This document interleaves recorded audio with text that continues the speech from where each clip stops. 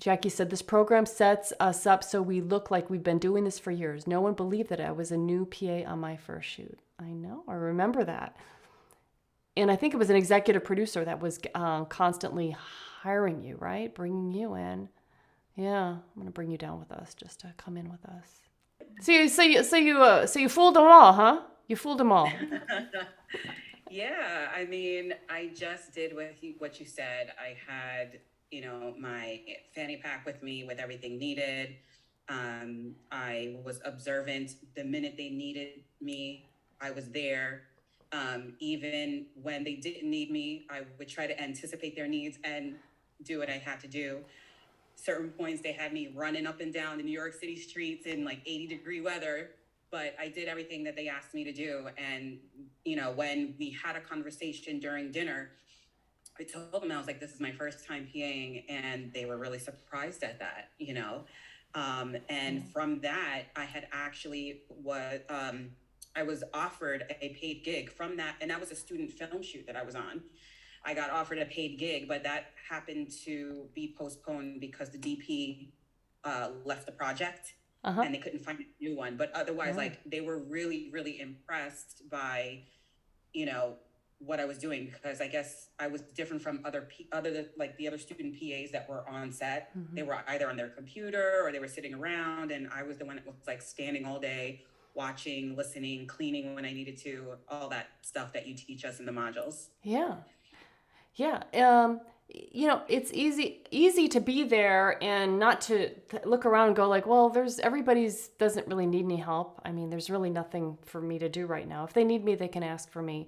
I mean, I remember thinking like that too when I started, but that's just not the way to form relationships. We want to get in there, roll up our sleeves and help out and make the thing go faster, make the production go smoother, and really, form relationships with people. So now when you say they, who is they? Like the producer, or who was it on that Oh, film? so yes, it was the executive producer of the shoot, the AD, and even the director. Now, the AD and the director were both students with the New York Film Academy, but the executive producer, she had just started her production company.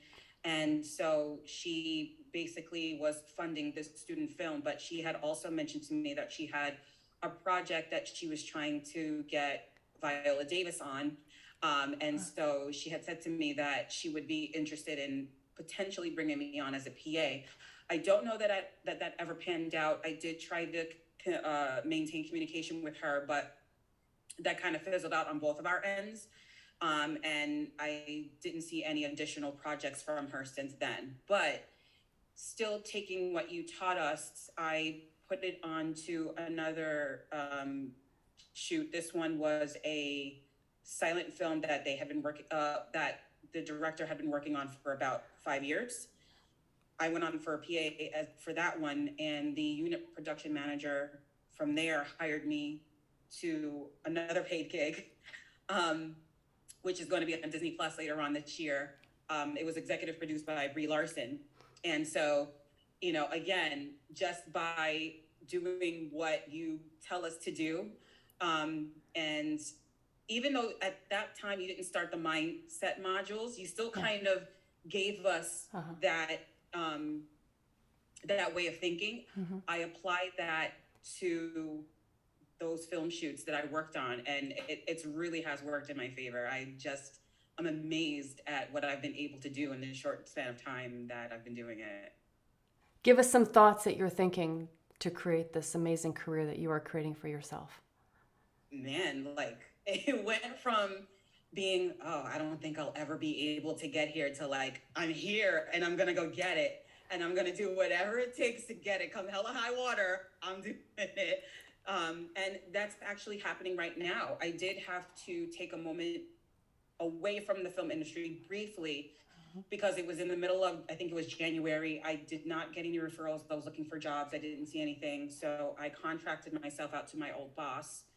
Um, so I went back to corporate for a little bit. But from there, based on your wall of work, I actually started my own business. So I'm working on that so that way I can get back into the film industry full time and even potentially fund projects with the income that I'm getting from my business. So it's all, again, like, you guys, trust me, just follow what Janet says, do the modules, and you'll get there. You'll get there, like, and do what Dylan's doing, or you'll do what I'm doing, and it'll, you don't have to really worry about finances like that. Trust me.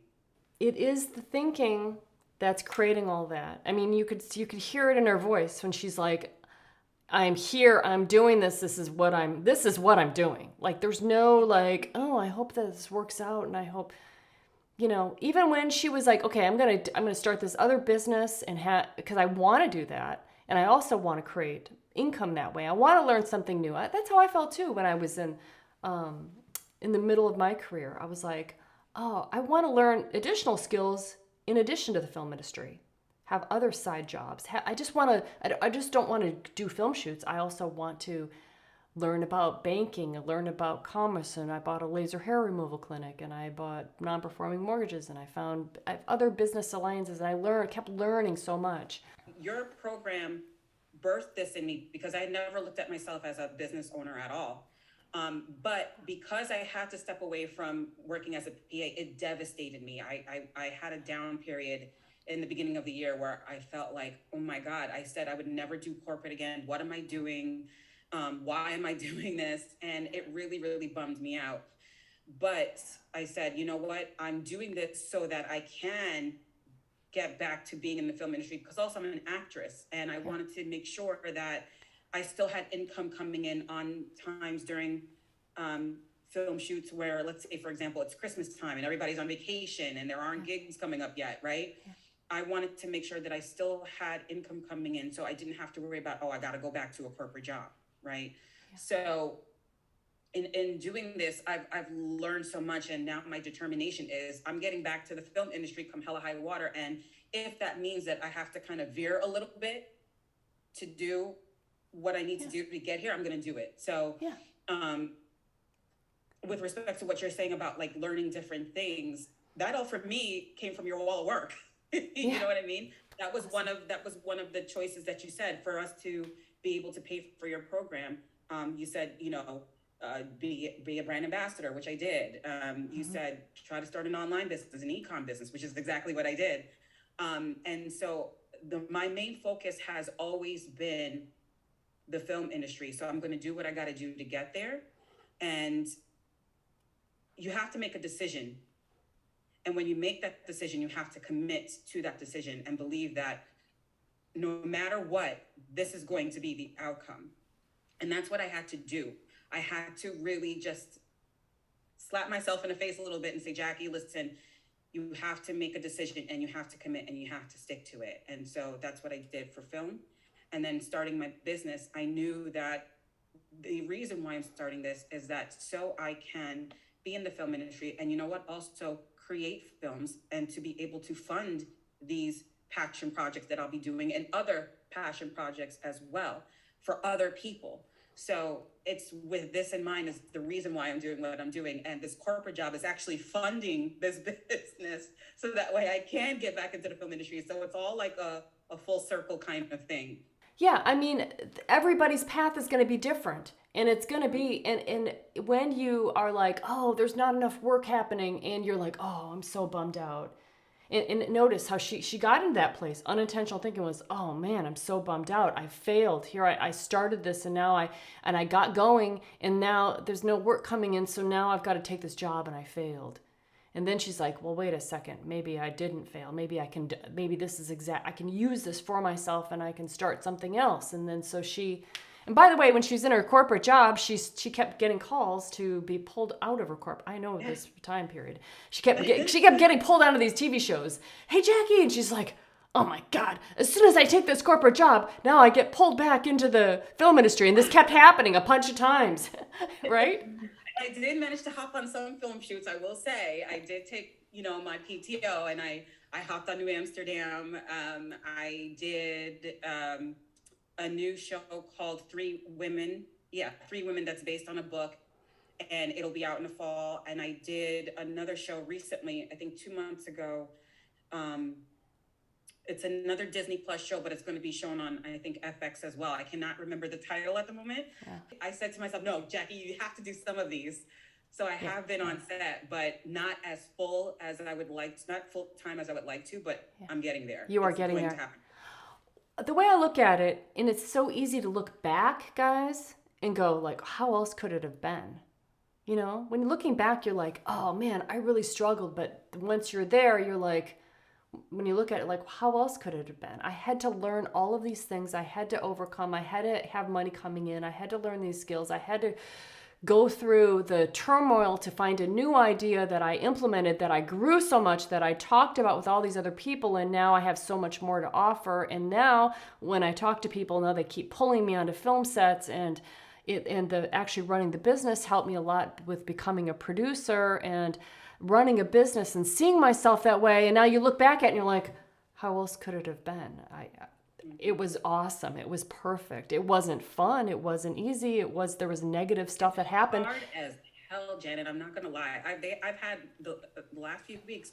It's not easy, but I do remember what you teach us, and I've also come from a place of negative thinking for a really long time. So sometimes it is hard to break that old habit, but I'm committed to breaking it. And so I always try to find ways around it. And when you have people like yourself who teach us how to look for in the bad, how to look for the good, and how to be how to keep your head on a swivel, always be looking, right? And I kind of have your voice in my head sometimes, and so that, you know, and also my spiritual beliefs and all of that kept me going. But yeah, it's very important to try to really just not let the negativity weigh you down, because that'll stop you from doing anything. Yeah. You know? Well, life is 50-50, 50% Right. positive, 50% negative. So if the negativity is not going to weigh you down when you just realize like, oh, this is that 50%. And then you allow yourself to feel like, I feel lost right now. I feel alone right now. I feel like upset that, you know, whatever it is. I'm going to allow myself to feel that. And when the funny thing is, as soon as you allow yourself to feel the upset, the lost, the whatever it is, it's like you feel it, you've given something to yourself, you've done that intentionally for yourself. And not that it's the point to get that for it to go away, but it does sort of dissipate. Like the negative feelings just starts to kind of go away. And you're like, hey, wait a minute, let me get that thing back. I'm not done feeling lonely right now. But yeah, if life is 50-50, then nothing has gone wrong along the path. All that matters is the decision that you have made, the commitment that you've made. You can feel proud of that. And knowing that life is 50-50 the entire way. And you've experienced it as well, because when you find yourself hoping that things work out, just notice that that's definitely in that from 0 to 10, you're like in the middle. You're like in that, you know, maybe 3, 4, 5, 6, whatever you think it is. You're like, yeah, I'm kind of, and realize that since you haven't decided, then you're not going to show up in a certain way that will be what will create that future for yourself. You will be stuck in turmoil because you're trying to evaluate which way is it all going to go, what's going to happen for me, when it's you that's going to decide what's going to happen for you. And when you do decide, then it will feel like a relief. And you'll be like, okay, no matter what fucking happens, whatever 50-50 happens, I'm handling it. I'm up for this game. And it will feel like a relief, and it will also give you your power.